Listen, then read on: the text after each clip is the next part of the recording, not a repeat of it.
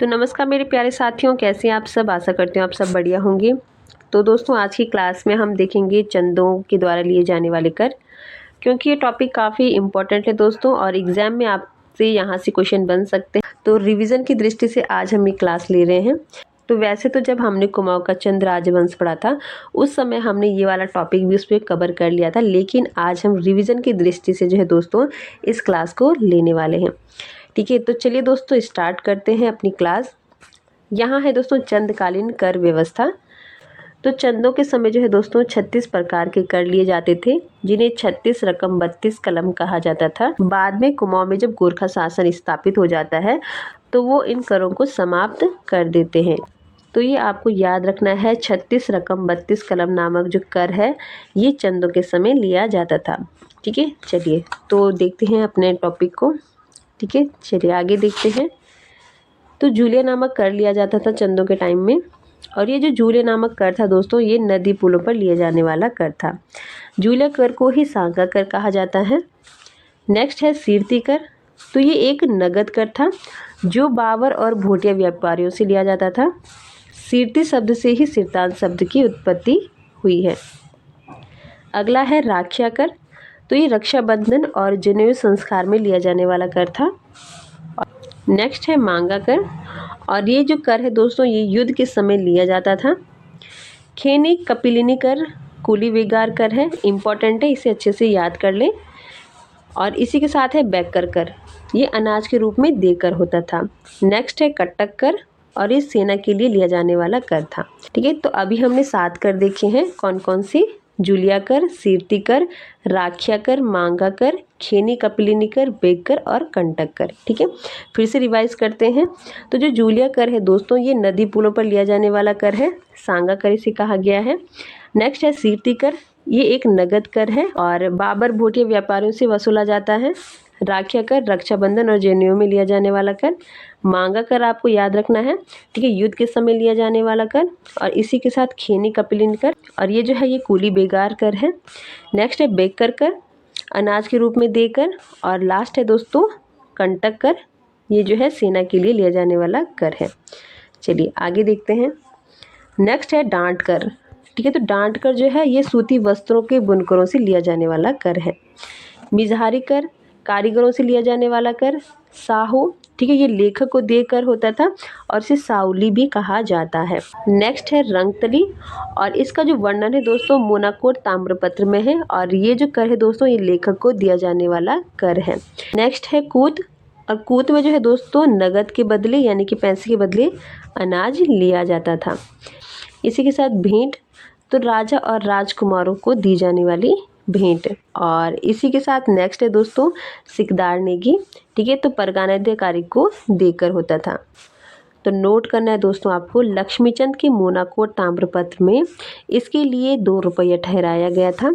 सिकदार नेगी कर पूरे गांव से लिया जाने वाला कर था। ठीक है, तो चलिए एक बार इसे देख लेते हैं। कटक कर, तो सेना के लिए लिया जाने वाला कर। और दूसरा है डांट कर। ठीक है, तो ये सूती वस्त्रों के बुनकरों से लिया जाने वाला कर है और ये एग्जाम में बन सकता है दोस्तों।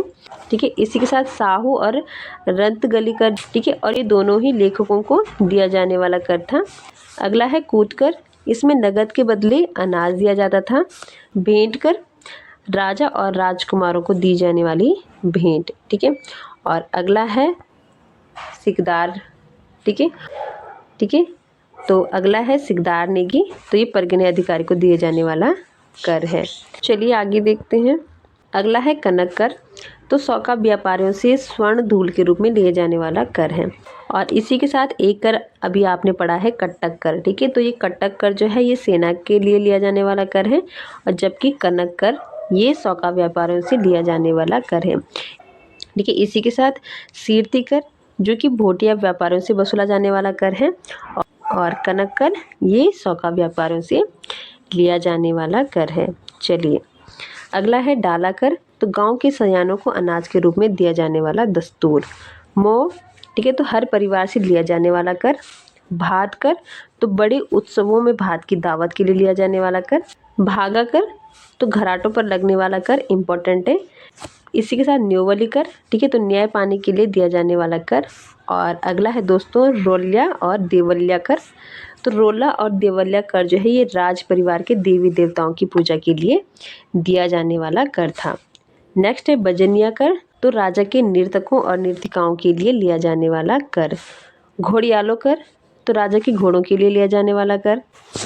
अगला है कमीनचारी और सयानचारी।